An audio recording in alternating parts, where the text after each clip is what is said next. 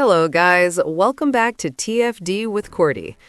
As we all know, everybody is sitting around waiting to see what happens next with the WNBA. The CBA is still up in the air, free agency is right around the corner, and now we're hearing new details about the schedule.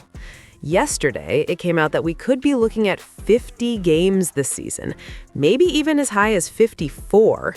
And when I saw that, I said, okay, hold on a second, because they didn't get specific. Are we talking 54 games right out of the gate? Or is this more of a phased approach, maybe 6 to 10 extra games added over the life of the CBA, which honestly seems far more realistic? That part matters, and right now, nobody is giving clear answers. So yeah, everyone's waiting on that.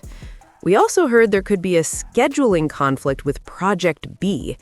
Personally, I think that gets worked out. I don't see that being some massive league-breaking issue. The real concern, at least for me, is much simpler. Who is actually going to be on this team? And I'm talking specifically about the Indiana Fever.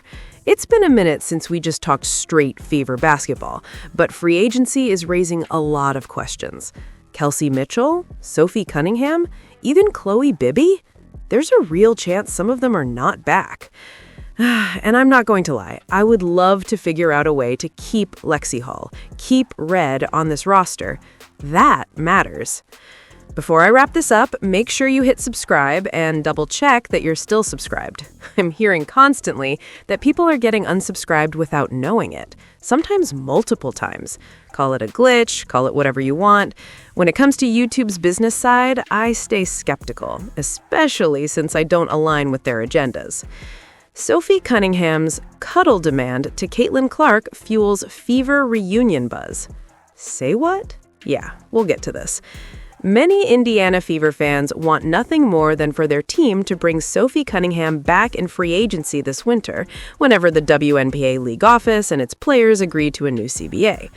Of course, Cunningham isn't the only member of the Indiana 2025 team that fans are clamoring to bring back, as Kelsey Mitchell is just as beloved among the fan base.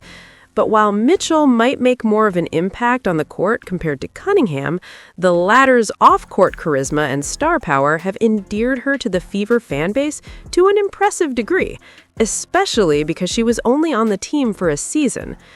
Well, let me remind you, she was also the only player in the entire league that we sat back and witnessed literally physically defend Caitlin Clark on the court. Just keeping it real. Watched a lot of other teammates just stand around while Sophie was trying to scrap. And for some of us, we appreciate that. Where was the rest of y'all? And yeah, y'all are all going to keep getting called out until you show that fire. The good news is, Indiana doesn't necessarily have to choose when it comes to getting Sophie or Mitchell. Both players have expressed interest in returning. The Fever front office will have enough money and flexibility to re-sign them both if they so desire. Well, here's the problem, and I'm not sure they even get into it in this article, but let me bring this up. Do not be shocked if the Portland Fire or Toronto Tempo takes Sophie if she is not protected. And I don't know what the circumstances of protection are or what it will look like under the CBA. We know that may expand, that may condense, I don't know. But they have to protect her. If they leave her out there to be drafted, just from a pure marketing and business standpoint, if you're a new franchise, you draft her first thing because she's one of the few players in this league that's got a fan base. That's all there is to it. She has her own high-profile podcast on the Volume, and she's in on marketing opportunities.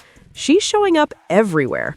We found out she was Google's most searched WNBA athlete, most searched female athlete in the country in 2025. We did that video. So if you're one of those expansion teams, my gut feeling is you have your eyes on what the Fever do with Sophie Cunningham. And if they leave her unprotected, I'm going to destroy them. I'm going to cook them on this one, just so we're clear. Sophie went ahead and posted a video of her and Red sharing a moment on the court.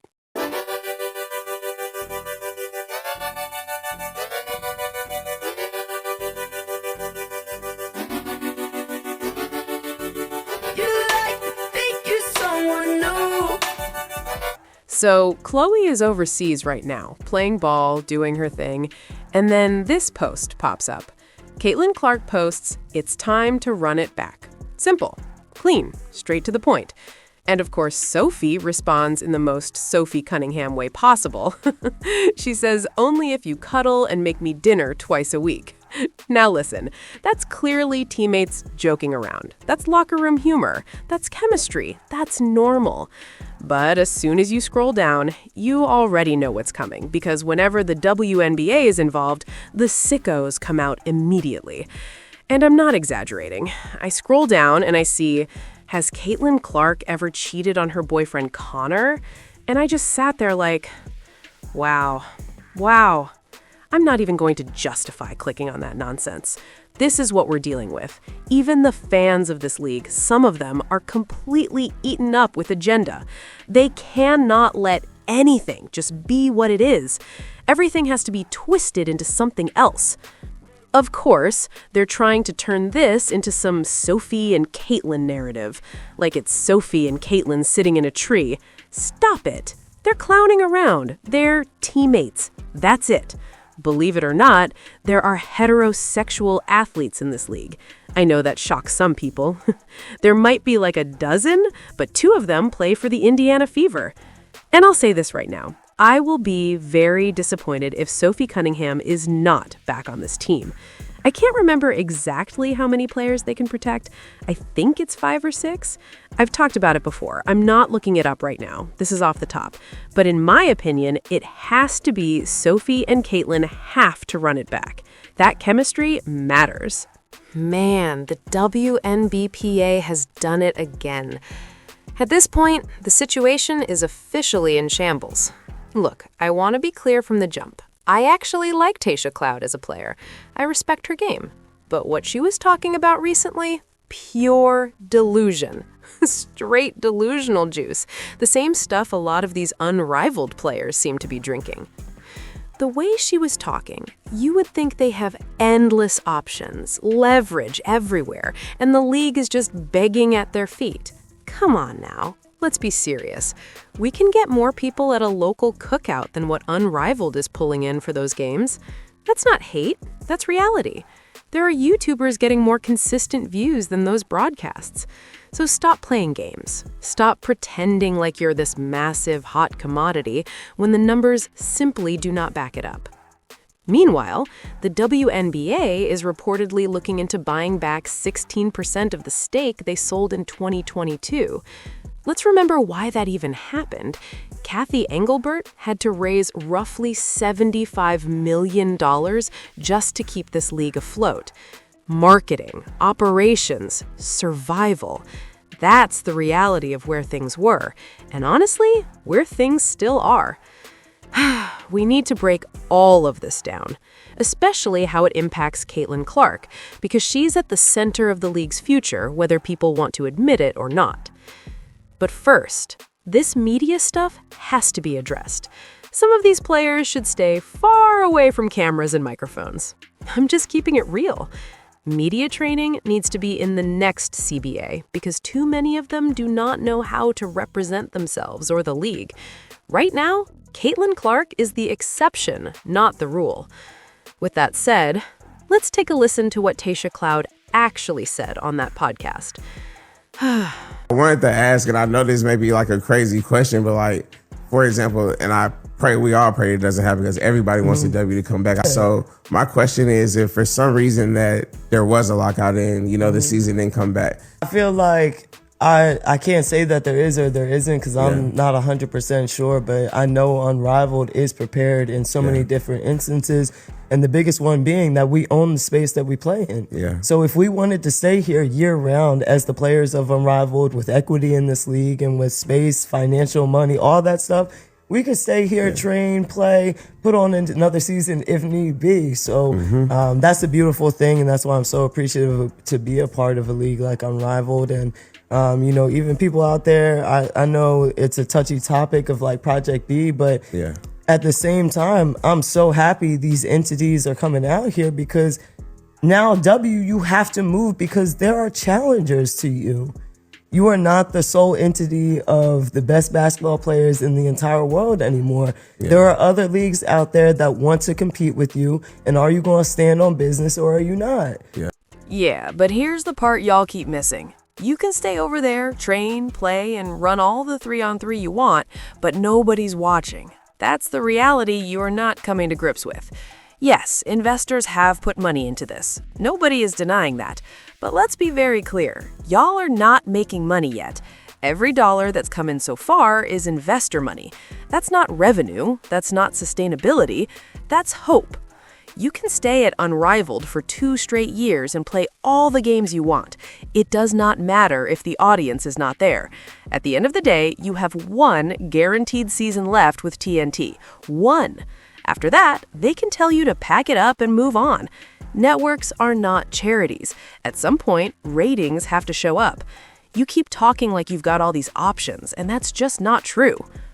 Project B is only taking 66 players. And let's clear something else up. Those are not 66 WNBA players.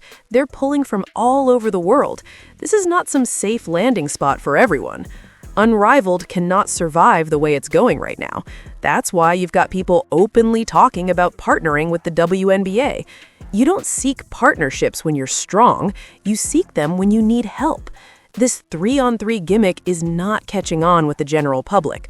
I'm sorry, it's just not. Now, at the same time, I'm actually glad these entities exist, because their presence forces the WNBA to move. Competition matters, but let's not get it twisted. The WNBA hasn't even bothered responding to some of this noise in weeks because they don't have to. Project B is already taking Unrivaled's slot. Before either of them ever seriously threaten the WNBA, Project B is going to wipe Unrivaled out first. Project B starts in November. Unrivaled doesn't start until January. There are already players choosing Project B instead of coming back. Kelsey Mitchell, Alyssa Thomas, and they're not the only ones. So when people act shocked, I don't know what league they're watching. Here's the real kicker. If people are not watching Kelsey Mitchell or Alyssa Thomas right now, what makes you think they're suddenly going to download some tech app to watch them play overseas? People are literally saying, we don't even care about watching this here. That's the feedback. Project B is run by tech guys. If it flops, they move on to the next investment. That's how tech works. So stop acting like players have unlimited leverage and endless options. They don't. At the end of the day, the WNBA will do triple or quadruple the numbers of Project B and Unrivaled as long as they have Caitlin Clark. And they do. Unrivaled doesn't. No Caitlin, no Sabrina, no Angel, no Ajaya. What are we talking about? 30,000 viewers. 30,000. For Paige Bakers? Nobody is checking for this. Stop playing games. Stop the delusion. Tasha Cloud, I'm on. Tell me what you think. Don't forget to like and subscribe.